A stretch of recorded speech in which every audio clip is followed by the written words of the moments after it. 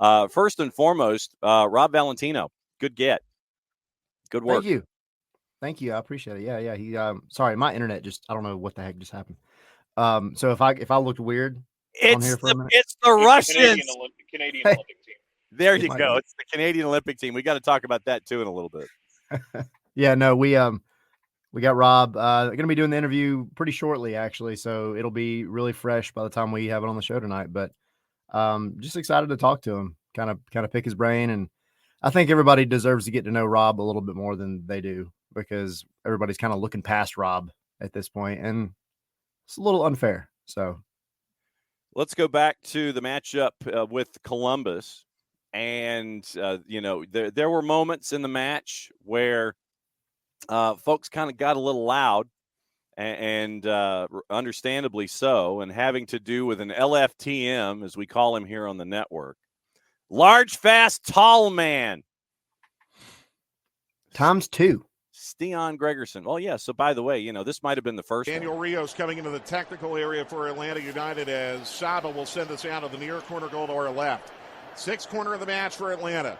Sends it into the back post. Header, score! Set piece goal! Set piece goal! It's finally happened, and it's Stian Gregerson! Yeah, that was the first one. What's the mug this morning, by the way, Tyler? Harry Potter. I solemnly swear that I'm up to no good, which I did not know was going to be a part of this morning conversation with your opening kickoff. Well, like I said, we still got to talk about what happened with Canada and their national team. And by the way, one set piece goal led to another. Saba sending it in to the back post. Header! Score!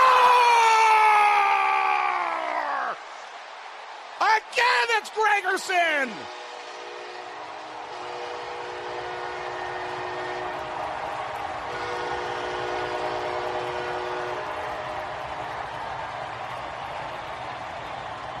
This place is going crazy. Atlanta's got a 2-1 lead on the Cup champions with 15 minutes to play. And after the win, social media, by the way, the social media folks at Atlanta United get A+ remarks. Actually, Jason started the whole thing. Say his name and he appears. And then the social media team follows in on the Joe Hendry phenomenon and superimposes Stian Gregerson's head on Joe Hendry. So we all believe in Gregerson, clap, clap. And it's a 2-1 win, and now you're north of the playoff bar once again. Now that you've had time to think about it. I mean, so obviously I was at a different vantage point for this one. But,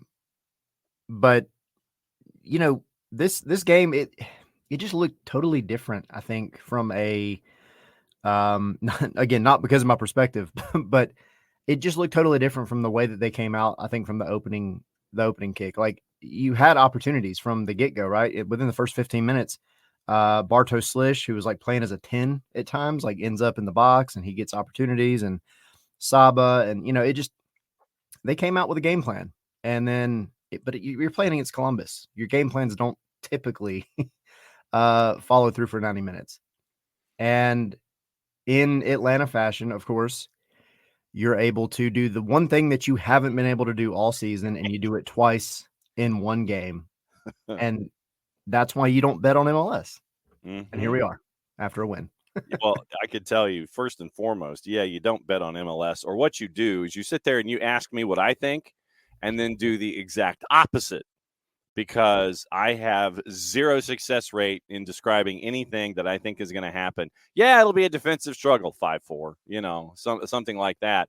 And Jarrett, now that you've had a couple days to kind of let things settle in involving large, fast, tall man getting his first brace ever in his career and knocking off Columbus, I mean, tape is now out on Columbus, I think, about, how you can possibly attack Wilfred Nancy and that group.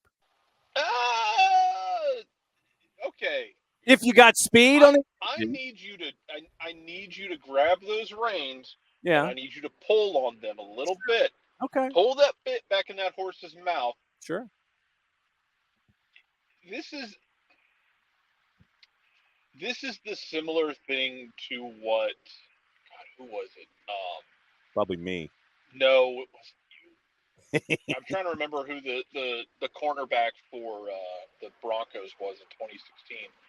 Because the Broncos defense coming off of 15 and 16 was outstanding. Remember, they won a Super Bowl. They basically broke Cam Newton. Yeah. In 2016, Atlanta goes out to Denver and wins. And after the game, someone asked them, "Oh, did Atlanta figure out the formula for beating the Broncos defense?" And I forget what the player was. Said, "Yeah, if every team has a Tevin Coleman." Because Atlanta basically put Tevin Coleman, Kyle Shanahan moved him around the field, created mismatches, and just basically terrorized the defense because there's not really anyone who was able to cover Coleman. Yes, there are ways to beat teams, but not everyone has those pieces. There were times Atlanta was able to just beat teams because in the past you had a Joseph Martinez or you had a Thiago Almada. To say that that's the formula. No, you have to play a very good game, and frankly, you have to have some fortune. Atlanta had some fortune in that game. It's not a bad thing. It's not a dirty word. It's not a bad word. You had a couple moments where Cucho, you kind of expect him to put away those half chances, and he didn't. He had a couple in front of goal that you kind of expect him to put away those difficult chances. It was Aqib Talib who said it. Ricky, yes, Aqib Talib. I was gonna wait until you finished your the chain snatcher. Yes. But you have to sometimes get a little bit of fortune, and that's okay. Because then you took advantage of the set pieces. Jay Fortune sets a really good pick, frees up Stian slams it home. You almost got a third, by the way. Bart, there was one that was dropped perfectly just behind the penalty spot that Bartek took off the first time, and it got deflected out for another corner, and I think it was goal bound when he hit it, and it would have been a third off a set piece. It was a really good hit by him. It sucked that it didn't go in, but man, you did your job. And to Tyler's point, there's something in the last few games that seems to have flipped mentality-wise, and I don't know what it is. I guess for me, for lack of a better word, it's almost like they seem to have fully embraced the fact that no one cares that you're missing guys. No one cares that you might be hurt. You're going to have to go out there and kind of be a pain in the ass for teams. Mm-hmm. And look, Atlanta's playing more direct right now because of what they have. Because Daniel Rios and Jamal Tiare, who have been great, by the way. We talked about this Monday. Atlanta United went from not being able to have a backup striker, the position was defense against the dark arts post curse, to having two solid ones. Rios contributes goals. Rios works his ass off. Jamal Tiare works his ass off and can jump out of the building and is goal dangerous. Great. You've got those problems fixed, but you can attack with those guys, go vertical. They can bring the ball down. And you clean up. It's kind of is in a nutshell, not identical, but similar to what Frank DeBoer did here, which is let's shore up the defense a bit here. Let's make sure that if we give something up, it's a weird goal. We don't want to give up an easy one necessarily. The spill you don't love. I know people wanted Brad to do better. It's such a weird tight angle that it's such a quick reaction thing. It sucks, but you've given up weird goals, but you haven't given up letting someone walk through the defense goals. You gave in the last two games, you've given up that one. You gave up an inexplicable back pass goal, and you gave up a questionable penalty. You're not getting diced to pieces. Yeah. You're hurting yourself, or you're having weird things happen, which is where you need to be as a defense. And then you work on the offense. But there is something about them. They seem to have reassessed the fact that they have a pair. And they played like it, man. And now you carry it over to Leagues Cup. I am of the opinion, personally, this Friday, you run Stian out there with Efrain Morales. Yep. Call up Noble Okello from the twos. Ooh. And you just put Christian Benteke in a Forest and see if you can basically turn it into an I Quit match with Christian Benteke. That's just me. I like that. Right now, goalless, by the way, Argentina and Morocco. And Rich Ransom has done the public service announcement today by posting all of the soccer matches on the men's side that are available. 2 at 9, 2 at 11, 2 at 1, 2 at 3. France and the United States is at 3 o'clock on USA and Peacock. So public service done by Rich. God bless you, sir.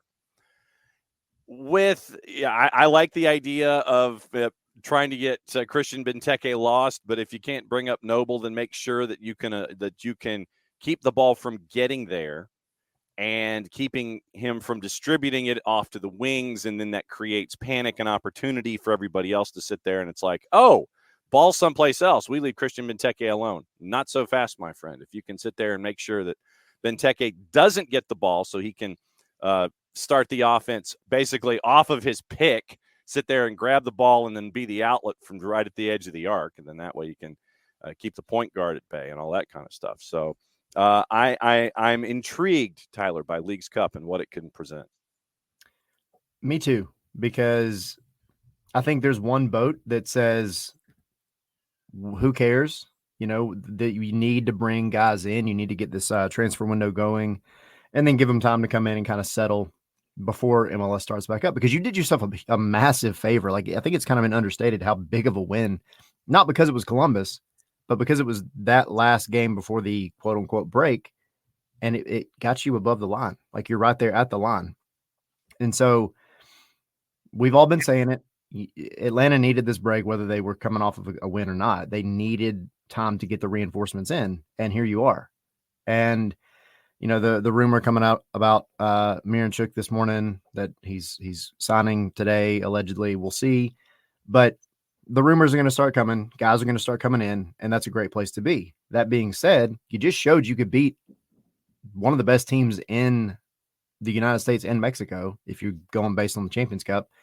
You did it, and you did it kind of with a quote unquote ragtag group. And you did it because, like Jarrett said, you're just being a pain to them. You were being very frustrating. You disoriented Columbus. You're being a pain in the ass. Go ahead and say it. Yeah, 100%. But that's what you have to do. Like Jarrett said, that's what you have to do. But I'm curious to see kind of what, and I want to ask Rob about this in a little while, what the mentality is that he's kind of tried to force and implement since he took over, because I think we've seen it and it's kind of, you know, been building up, but sometimes, like, you know, mentality is definitely half the battle, but actually getting out there and playing soccer and putting goals in the back of the net is obviously the other half. Going into Leagues Cup, you have the opportunity to beat a team that you've already beat once, and they beat you in about the only way they know how, because of Christian Benteke. Mm-hmm. So you know kind of their playbook, right? And then you play Santos Laguna, who hasn't won a game since March. Yeah. So all of a sudden, your chances of getting out of the group in Leagues Cup, you know, I mean, you kind of like it a little bit. I mean, a lot of things could happen, but I mean, it's another chance at a trophy. I really wish we were having this conversation about the Open Cup and not the Leagues Cup, because it was much easier. Yeah. But hey, you got to take it where you can get it. And if you can get out of the group, then you see what happens. And to Tyler's point, if you beat DC Friday, you almost certainly guarantee your path into the next round. Like, you win that first game, you're pretty much going to go through, unless really weird things happen. And I mean, like, goal difference, everybody wins a game, and there's an absolute mollywhopping of a goal difference involved. Like, you beat DC, you start making plans for everybody and their friends going to Bobby Dodd Stadium. Yes, sir. And to your point about the rumor mill, Fabrizio Romano, who is a Tier A, and as we always sit there and say, look at your Tier 1s and Tier S's this time of year. Check your sources, check your sources, check your sources. You have duplicate accounts being posted on the 280-character app. Folks will add a consonant. They'll add an underscore. They'll add a number. There were writers and pundits in Britain who were having, like, numbers added to the ends of their accounts. And it's like so-and-so and the number 2. Like, I'm so busy, I need a second account. No. Look at your numbers, look at your sources, look at the followers, look at their track records. Fabrizio Romano has a track record. He is a Tier 1 source. This morning, as of a little before 6 o'clock, probably when Tyler's alarm went off this morning, quoting Fabrizio Romano. Alexei Miranchuk will undergo medical tests and sign as new Atlanta United player today. Atalanta will receive a fee close to 15 million euros. So that's, I think, what was it, 13 million US, I think, was what we're staring at in the exchange rates. And so this is the first apparent, alleged, possible, probable salvo involving names in Atlanta United here in this window, with all of the capital that Atlanta United is reported to have on hand. Here. That goes the other way, I think, by the way. It's 15 million euro, more like 16 and change dollars. All right, well, then let me double check. So, no, because the euro is stronger than the dollar when you're doing exchanges. All right, so 15 million euro equals in US dollars as it gets converted quickly here. Yes, 50, convert it. I hit. Okay, I got it. 16.28 currently. Yeah, you just went the other way. Yeah, 16.28, and I'm guessing that probably eliminates any sell-ons or anything like that for future transactions, because I know that Atlanta allegedly possibly came in at 10 initially. Atalanta wanted 15, and this is $1 million. And so now we are at 16 million. So I'm guessing the further away we got from a midpoint of 12 or 13, the less of a percentage of a sell-on fee is attached in something like that. That's how I would read that kind of a situation. Yeah, I agree. I think we kind of maybe saw, and we'll never know, but we saw something similar to this with Giakoumakis when, he had the interest from the Red Diamonds over in Japan. Urawa Red Diamonds. And, it was a pretty strong offer, apparently. And Garth Lagerwey said, no, we need this guy. And they went out and they slapped the DP tag on him. They paid what was needed. But you can almost guarantee that there was nothing else coming from that, right? Well, we're just going to pay you, and that's it. Like you're getting the extra money that you wanted so that we can get him here now, but you're not getting any little benefits after the fact. So yeah, I agree. I think this was one of those where they preferred the cash straight up with it being a little bit more as opposed to any potential sell on. And I think if you look at Garth Lagerwey, like obviously Giakoumakis was not the standard. That was not, even Bocanegra said it, like they weren't really expecting that one. So I think any team now with Lagerwey at the helm that is going to do transactions incoming to Atlanta is going to look at that and say, well, they're trying to build something long-term. So maybe a sell-on fee might not be the best thing. Maybe we should just get the cash straight up. And yeah, I think that maybe that's kind of what we're seeing here. Yeah. So this would be the first piece. And Jarrett, we don't have any other updates on Cristaldo or any outbounds. We haven't seen anything about it in a week. No. Just no. And the fact that that more than anything else seems like it's an agent from the Department of Redundancy Department. Yes. And an agent that wants to try to get his client paid more money to stay at his current location, considering that right now he's making $750,000 a year. And it's great to be mentioned in a worldwide search of the 280 character app when it comes to players and silly seasons. But anything that has come out about that one just seems like an agent that wants to try to make a benefit for his client so he can stay. No, I'm not giving it the time of day. I'm not. No. Because we saw it mentioned once for a guy who wants to try and pressure his club into giving him more money. You dropped Atlanta's name. You haven't seen anything since. Until we see something more significant, I'm not giving it the time of day. I will sooner not walk across the street to piss on that rumor if it were on fire. I'm not. No. Better things to talk about. I agree. Try and figure out the fact of, okay, you have another DP spot that's opened up. Hey, let's get weird.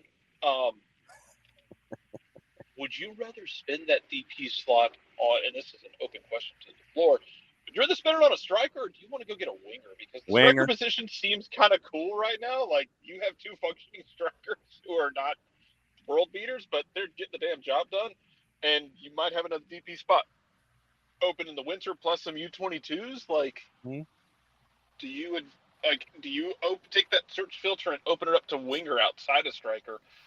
and maybe try and see if you can improve the left side production more often. Like, I know Shonda's been better the last few games, but last few games versus the whole season. Shonda is Vinny Johnson, for those of you that know your Bad Boys references. He is the microwave. Literally, you bring him in, you get him, you heat him up, and he's a rhythm guy. He gets one, then it comes in bunches, but he's got to get into that rhythm to start things off. And so that to me is when I think of Shonda, I think of Vinny Johnson, the microwave. Comes in, sits there, and he's either 0 for 4 from the floor and 0 for 3 from 3, or he's hitting it in the back, or he's just crushing it, and then you keep feeding the guy. So, do you open it up to left wing, considering what could be lost in the offseason because of you got the contract issues that are out there?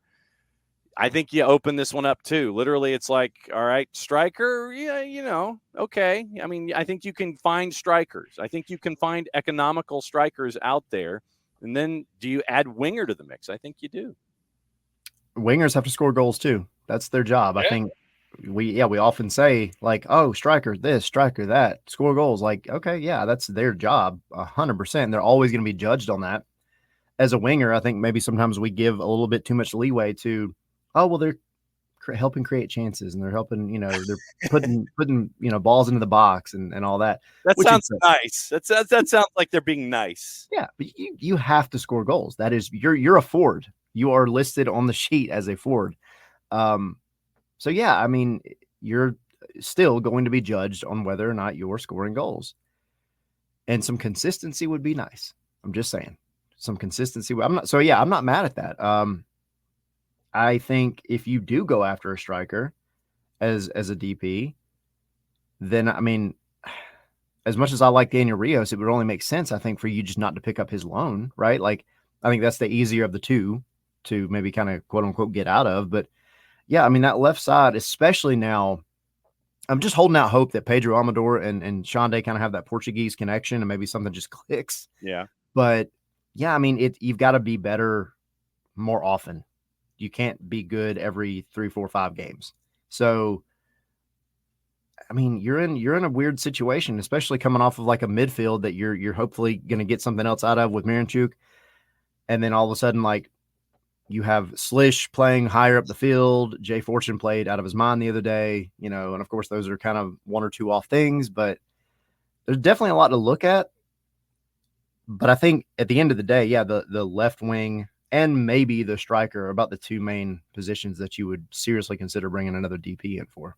Yeah, I mean, Jarrett, when you were seeing Bart come in and work as almost an 8-10 in a 4-1-4-1 in the attack, when Bart has jumped into the play and he's played more forward these last handful of matches, you're creating numbers problems for defenses and you're creating more headaches, and more headaches for the other guy is always a good thing. I mean, it's the matter of moving bodies around. You start moving bodies around and you get into guys operating in a positional play concept, you start pulling people out of shape. It's the idea of one guy makes a run, you don't make a run for yourself. You make a run for the guy behind you who's also making a run for the guy behind him to free that guy up. You're pulling guys out of shape. You're manipulating space around yourself. It's unselfish. It's tough. I think especially when you're younger, it's harder to buy into something like that because you want to be involved with everything directly. But the older you get, I think it's easier to sell that idea of you're going to move around, you're going to manipulate space. You might not be the one who directly benefits, but that scoreboard at the end of the day might be in our favor, so we're going to need you to do that. So he's done his job, man. Look, you've kind of cobbled together this midfield with 4 guys, one of them an old man who is just giving you everything he's got left in the tank. One of them a kid who absolutely played his ass off against Columbus and Jay Fortune, and then the 2 guys you brought in, and like I told Maddie in the press box, like Tristan played Wednesday night like someone threatened his job, which probably should have, but he played like it. And yeah, you gotta just kind of reach down there, make sure you got a pair and go for it. And it's going to be tough, and you're going to need guys to step into the fray here and need guys to step up and do the job. Shonda's got to step up and be the guy he was at the end of last season, even though it's been a struggle this season. Luke Brennan is going to push for minutes from him. Tyler Wolf is probably going to find a few minutes here and there. He has to make something. Because I personally don't think you bring Tyler Wolf back. I think his contract is up. Yeah, it is. But he's playing for his next deal, wherever that may be. Luke Brennan's playing 4 more minutes. You got a bunch of guys who are pushing, like Aiden Torres with the 2s is pushing. Noble Okello, Javi Armas, they're going to be pushing for more minutes, trying to force their way in.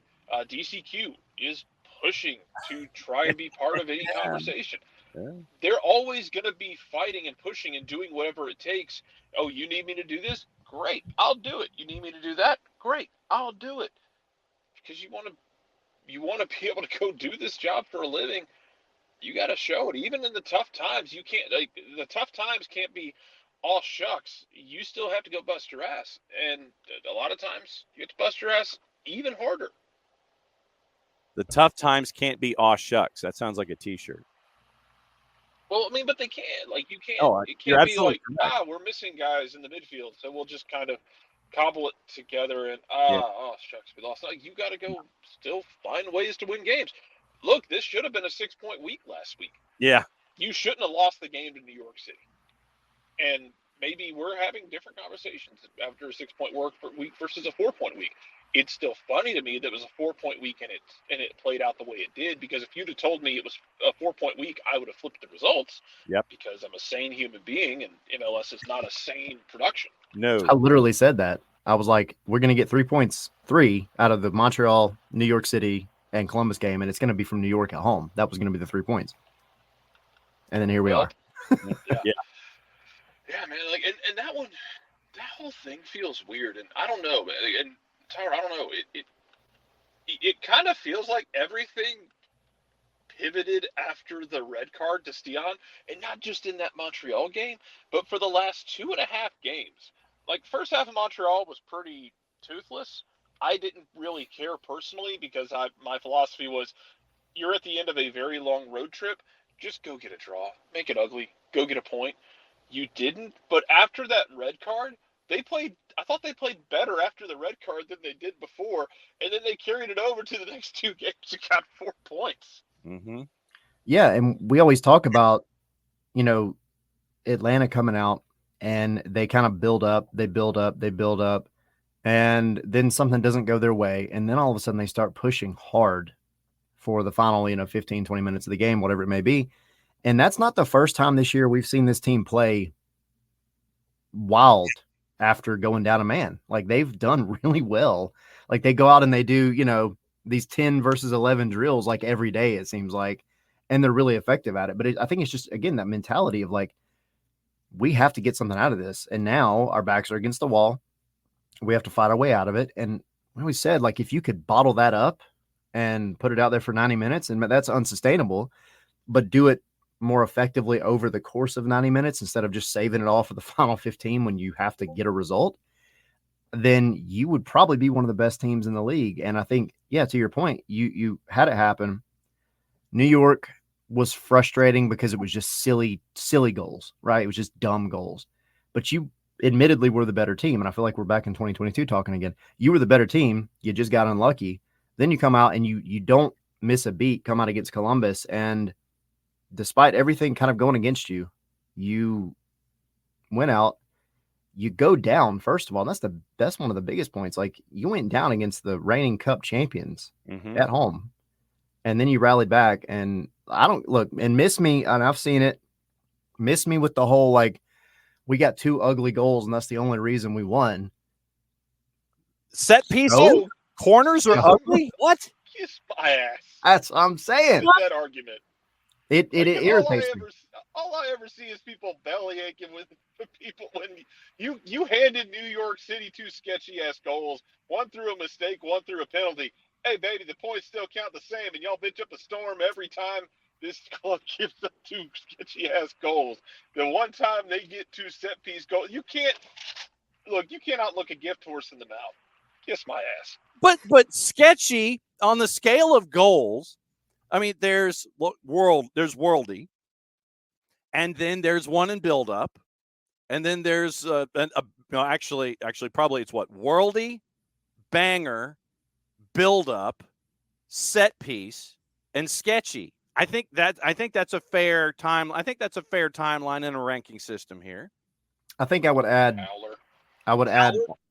Yeah, like on goal. Maybe somewhere in there. Okay, so Howler Did and anyone own sign own goal after his standout performance at the Euros?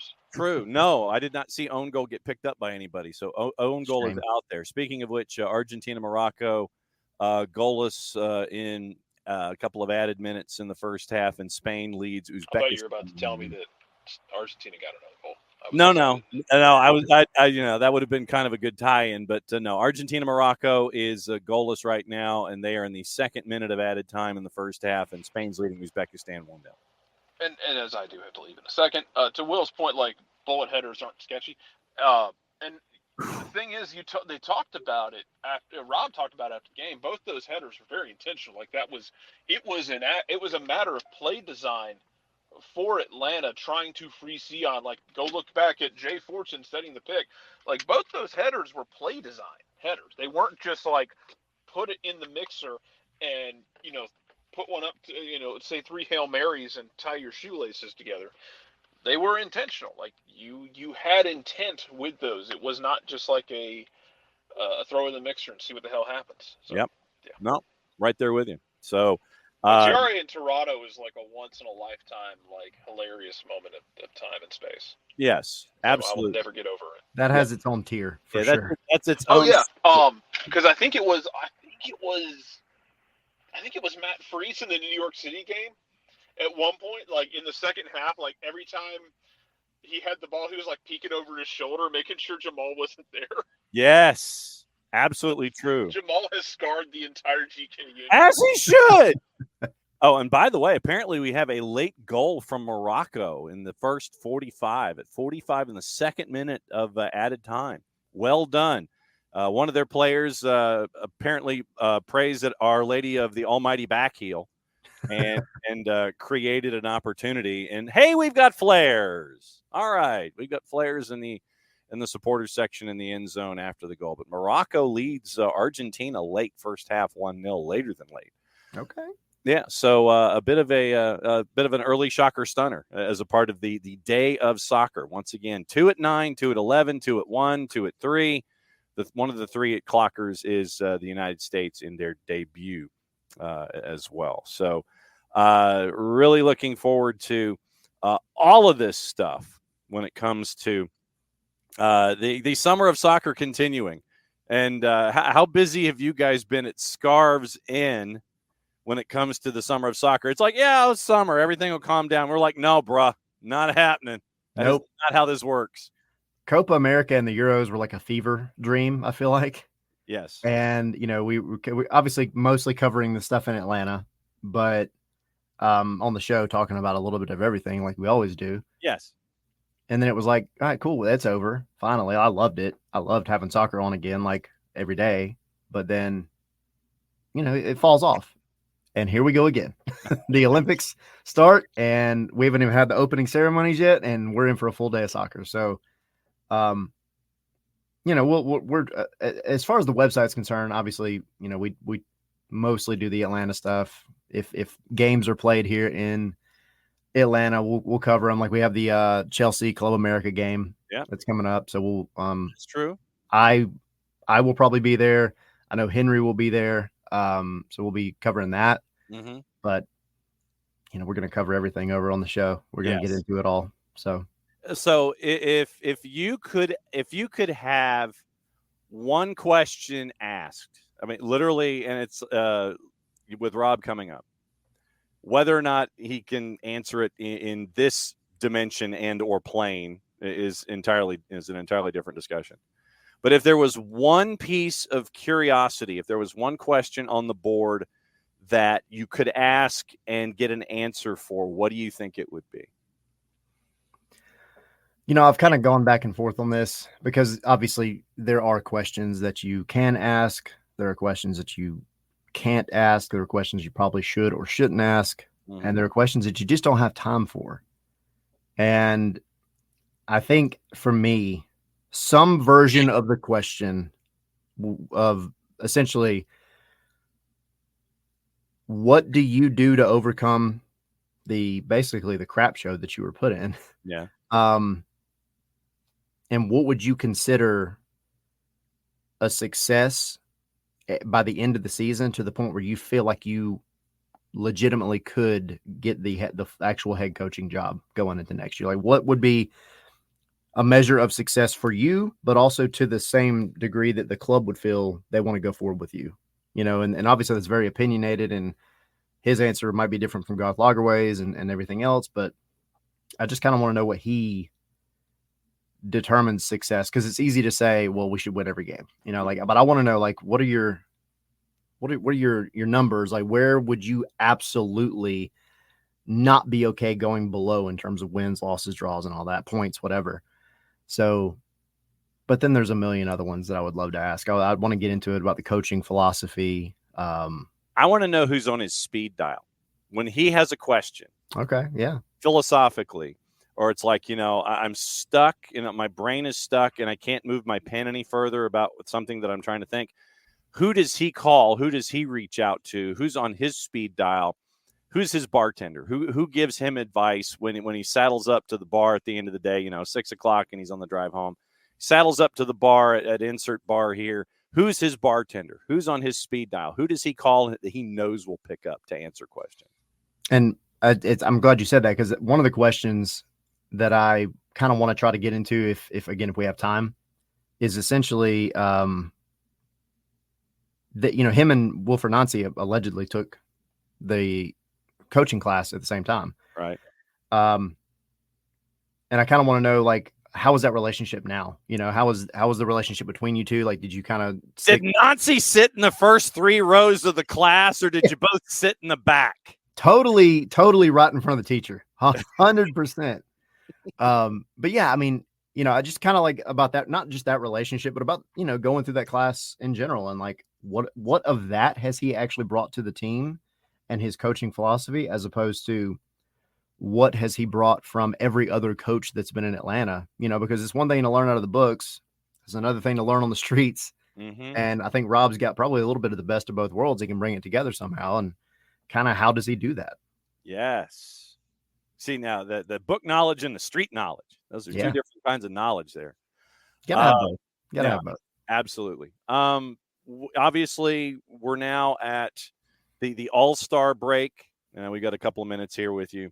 When it comes to the All-Star break in and of itself, when you have your life squared away in tiers, TIERS, when it comes to Major League Soccer, who do you still have in the no worries category? Who do you have in the kind of, I don't know? And who do you have that just like, you're done?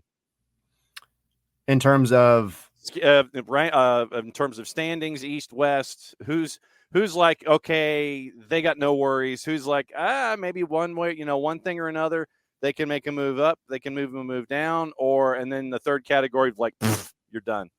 Yeah, let me pull up the standings real quick, just so I've got them in front of me. But yeah, I mean, I still hold out hope that Miami will like run out of batteries, because that's what they do. Really funny story yesterday. Yeah. Went to go buy batteries on Amazon. Who was on the front of the battery as a sponsor? Luis Suarez. All 4 of them. And I'm like, if that's not the most fitting thing, because God knows at some point they've got to run out, but they're so far ahead right now, Miami. But I just think Miami, Cincinnati, Columbus are just so far ahead. Columbus is going to do their thing. Now, I do think with some of the trades, some of the outgoing guys, I think maybe they have fallen off a step, but you're not going to count them out. I'm not convinced with the Red Bulls, New York City, or Orlando and Toronto. Like, all of those to me are ones that Atlanta could, I don't know that you're reaching them, but you could go in and get points out of those matches, whenever you do play them. And then everybody below, some of them you've already beat, some of them you've been beat by. But I think Atlanta, honestly, with what they're showing at this point in the season, they're probably right where they deserve to be, which is why I call this summer transfer window the wild card.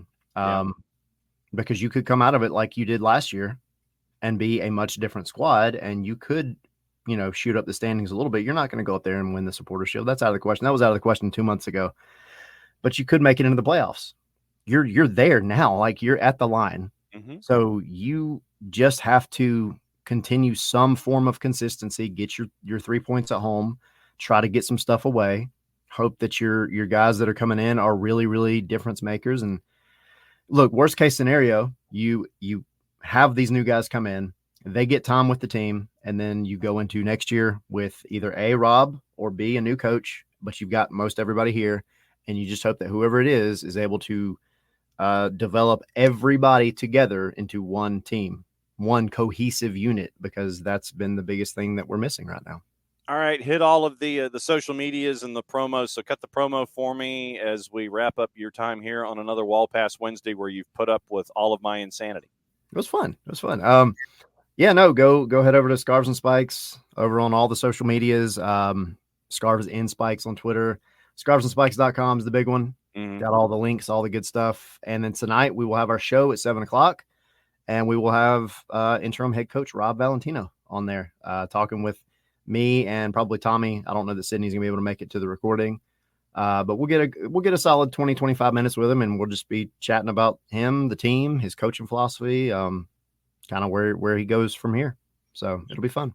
Absolutely. And as always, my friend, it's great to see you on a Wall Pass Wednesday, where God knows what we're going to talk about.